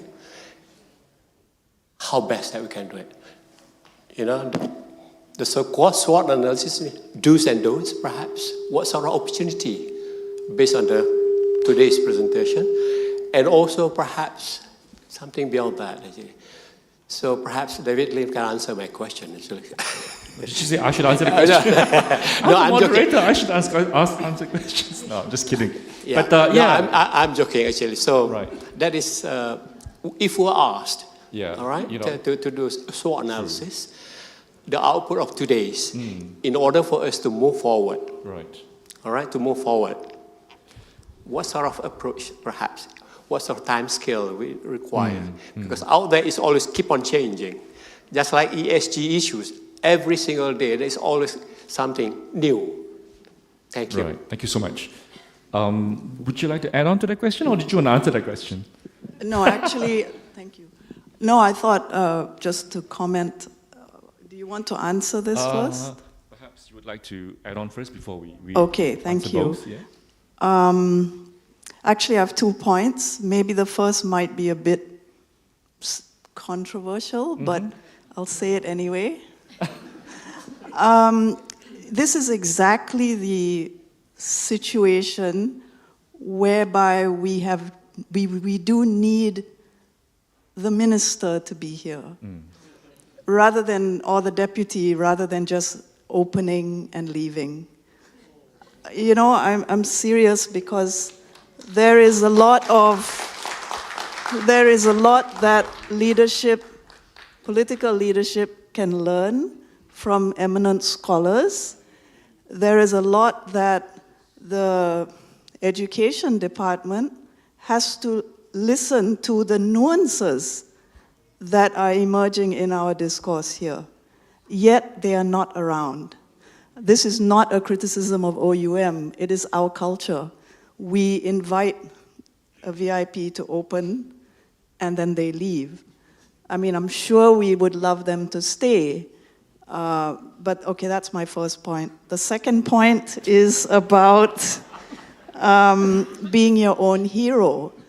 in the context of Malaysia and in the context of higher education, we have a lot of legislation that prevents us from being our own hero. And we all know what I'm referring to. We're referring to AUKU. We're referring to punishments that are imposed on open-minded and critical thinkers who are afraid to express themselves, whether it is about digital education or something else. It's just that there are in place legislation that prevents it. So how do we move forward? The issue is political will. So it is ultimately top-down, whether we like it or not. Yeah, if I Thank can you. address that second point you made, I agree with you to a certain extent, but I think today is proving that despite AUKU and all these restrictions on us, there are gentle ways to persuade people through discourse, gentle persuasion, to share ideas in a non-threatening way. We are seeping our influences through conversations like this, embedding ideas. It will spread slowly over time, hopefully. And about your first point, I think, we're recording the whole session, so we would like to share the links with the ministry people. Hopefully they will be able to digest what we're saying, and there might be a thing or two they might want to pick up on. Yeah. As for Prof's SWOT analysis, I will have to leave it to our esteemed panelists. Would anybody like to talk about this? Yeah? No? Okay. So the SWOT, yeah. I would like, actually, I'm the type of person who really doesn't dwell enough on the threats, but more of the challenges that face us as we try to move forward. So the challenge, I guess, is something that we have defined already, that after the pandemic, many educational institutions are now going online, not necessarily open, but they represent some sort of a competition to us at open universities. So I guess we need to capitalize on our strength, which is our expertise. We are there on our leadership. We need to capitalize on your reputation, as the leader in this field of delivering instructional content, in this field of educating. I mean, earlier during lunchtime, we talked about stories, success stories of our learners, and I guess we need to highlight those in terms of really reaching the non-traditional learners whom we can reach. And I guess that can be the unique position of OUM. The challenges will always be there. But as I have mentioned, we look at those challenges as opportunities for us to improve our services, to improve our operations, and call on more heroes to contribute towards that moving forward and betterment of the organization, specifically referring to OUM. But there are strengths to capitalize on, which I think may be enough to address whatever challenges are there along the way towards the next 25 years. If I may add on to the point raised about those policies and which restrict us from really voicing our opinions, what we have in mind, and really fighting for our advocacies. Philippines is the same. And I guess, just like what David has mentioned, we need to find ways, the soft ways, by which we can do this, because I think you have mentioned there are repercussions if we are too vocal about it, if we are too visible about it. But there may be ways, those are unnecessary problems. I mean, we cannot deal with them head on. We are dealing with policies, etc. But there may be softer ways. There may be ways around it by which we can still do these kinds of discussion in the academic context. And I always say that that's the important role of universities. Let's integrate it to the way we discuss our lessons, to the way we discuss the concepts, the theories. Then we put in specific or concrete examples in the classroom. By then, we hope that until such time that we can change those policies, we are enlightening the minds of the future heroes. So finding ways, just like the ones that we are having now, and probably smaller events, convocations, conferences, roundtable discussions, we will be able to somehow find ways by which we can express those ideas without putting ourselves into a disadvantaged position. Yeah, thank you. Would any other panelists like to add on to, Yun Hong? I'd just like to pick up the topic of self-hero in certain contexts, okay? Yeah, it's true. In many, many contexts, to be a self-hero is a rosy dream. I like to have rosy dream, so I'm making myself to be a self-hero, my own hero, but it's almost impossible, actually, in reality. Now, let me tell you a very true story. I don't want to name the specific context, okay? In an OU, with millions Is this going to get us into trouble in the first place? Your story, your little narrative is not going to get us into trouble, is it? Okay, forget it. In OU with millions of students, well, suddenly the leadership, the university leadership, decided to sign a strategic partnership with an edtech giant to digitize the operation of the university, all aspects of the university. And a young academic simply raised some concerns. She suggested that perhaps we need to do some more research to see if it works. And if we prove that this is okay, then we move on in this direction, right? Big by big, a small step by small step, instead of a wholesale adoption of digitalization. And immediately, pressures came from from the department level, from the very top level, and even talked to her parents. So, can she be her own hero? No. Thank you. All right. Thank David, you. can I come in? Yes, please. I read a book about a month ago by David Holloway called Crack Capitalism. It's a new discovery of Marxist theory about how to confront capitalism. Forget what I said. But he says it's look for the cracks. Shout against, throw rocks against the tank. That's what in your locus of control, but throw rocks, wave the flag. I think I don't have hope that my throwing rocks at the tank will stop the tank, but it's my responsibility now. And I think that's very careful. Maybe we should talk about hope. I don't have hope that this conversation may change things, but it may change your classroom practice. And that gives me hope. So throw rocks against the tank. Thank you. Well, it's been pretty fruitful. I would like very much to invite more views from the audience. I'm sure you're all dying to say something, but feel free to hazard your opinion and put yourself at risk of being struck down. Doesn't matter. By all means. Anyone? No? Are we sheeple or not? All right. If there isn't anything else, I think we actually have a lot more to discuss, but we are running out of time, and we'd like to wrap up in time so that all of you can leave as planned. So to wrap up this roundtable and therefore today's event, I would like to thank all our global fellows for generously sharing their time and wisdom with us. To the management of OUM for having the foresight to set up this event and to run it so well. And to the audience who have been so kind to us to stay with us and listen to us the whole day. Thank you so much for your time. Yes, yes. Yeah. So we are hoping that this being productive, perhaps we can have this on an annual basis. Yeah. So with that, I conclude today's session, and I will hand you over to the MC. Thank you very much.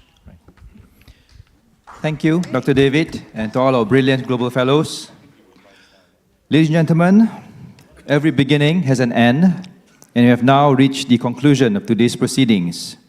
To bring this event to a close, it is our great honor to invite OUM Vice President, Academic and Research, Yang Bahagia Profesor Datuk Dr. Muhammad Tajuddin Mat Ninggal to deliver the closing remarks.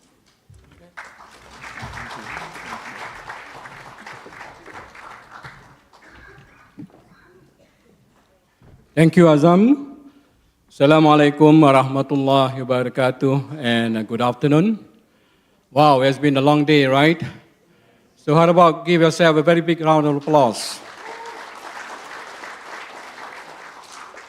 First of all, Yang Bahagia Professor Emeritus Datuk Dr. Muhammad Awang, the Chairman, Board of Governors, Open University Malaysia.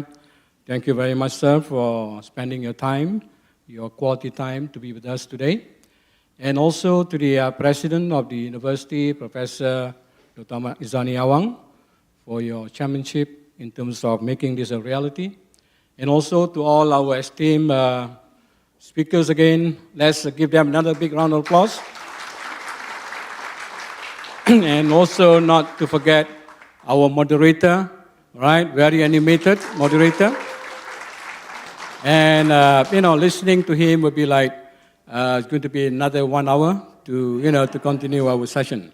And also not to forget all the academics for being here, and also to all our participants, invited guests, for being with us in this, I will call it, very fruitful and full of ideas, because we believe small ideas, small minds talk about people, average mind talks about things, but the great minds talks about ideas. So we have 5 great minds coming from different parts of the world, to come here and share their thoughts, to share their constructive feedbacks, constructive ideas, which I believe is very fruitful, very meaningful to us. So once again, on behalf of the university, I'd like to convey our sincere appreciation to all of you for being here. And I hope this is not going to be the first time to be here, because you're already locked with Open University Malaysia on a contract basis, right? So we're going to renew your contract until the end of your life, right? Okay. So I think what we can learn from this session, I think the spirit of this public lecture is to share, to come in and share different ideas, different concepts, different experiences. And we have listened to 5 different continents just now, that every country has different ways of doing things. But I think we come to the common parameter that finally we have to think seriously about how AI is influencing our lives, how AI is going to colonize education. What are we going to do as educationists? So these are some of the thought-provoking ideas that we need to, play in our mind before you go back. Something that we need to think of. What is our role as educationists in terms of what can we do to ensure that AI is not dominating your lives? AI is not going to, making a lot of difficult things in our education system. So I think, as Paul mentioned about a book, I still recall one interesting book, Paul, written by one Harvard professor, Harry Lewis. I think most of you might have read this book. It is called Excellence Without Soul, right? A very interesting book written by this Harvard professor, How Great University Forgets About Education. So again, we have to come back and, to see how we can chart by using technology, because I believe technology is here, is real, it is not a trend, it is not a fad, it is real, it's coming to us, and how to deal with technology. I think this is something that we have to, try to understand and try to come up with some solutions, how we address without discriminating the aspect of human aspect in our life. So finally, we have to come back, I think, in terms of the Malaysian context, even though we have been listening to the different parts of the world, but then we need to come back to the fundamental of the country, of the Malaysian. We need to come back and align with the national education philosophy. So maybe sometimes due to the technology, the fast pace of technology, we forget that we have a national education policy that we need to be aligned with, which is Jerry's, to be producing learners, producing individuals who are holistic in terms of physical, emotional, cognitive, spiritual, and social. So again, these are things that I think we have to really, think of seriously in terms of charting the way of the university, especially in terms of digital education. And I believe, Professor Banaria mentioned about the leadership of the university. How do we want to chart the university in the future? So I think that's very important. And finally, we ask a question, are we producing learned individuals versus intellectual individuals? Which one are you trying to produce? Are you trying to produce educated person, or are you going to produce an intellectual person? So this is something that I think we have to really think of seriously in terms of charting the way, the move forward the way in terms of our education. So once again, I think this is not going to be the first and the last, as mentioned by Dr. David.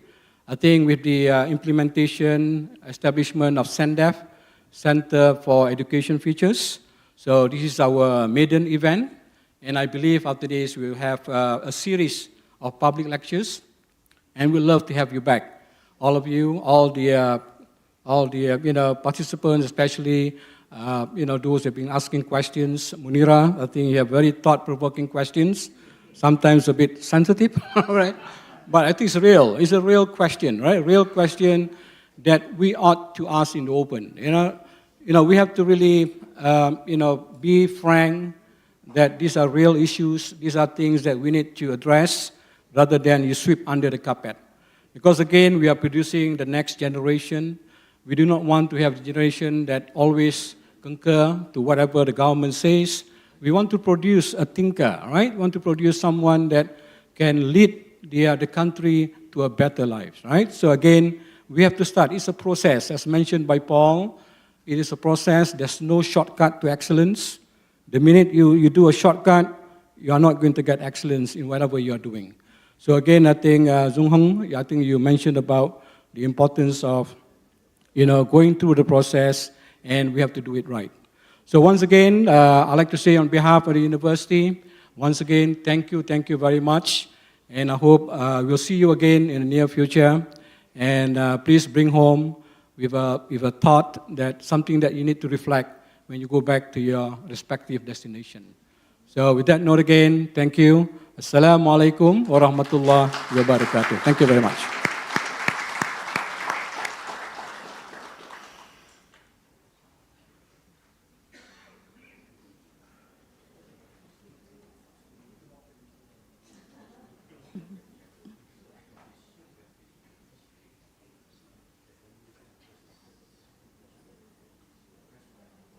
Thank you, Yang Maha Dato'. Well, thank you all for your participation, and may we continue to carry forward the knowledge and inspiration shared here today. Wishing everyone safe travels and fruitful futures. Okay, before we conclude, a quick housekeeping note. For the external guests, the QR code for the feedback form has been printed and inserted in your registration kit. And for internal staff, kindly scan QR code on signage located outside the ballroom. Your input and feedback will help us assess and enhance delivery of future CENDEF events. Yes, there will be more. So thank you for your participation and support. And with that, ladies and gentlemen, we wish you wabillahi taufiq wa hidayah. Wassalamualaikum warahmatullahi wabarakatuh, and farewell. Thank you.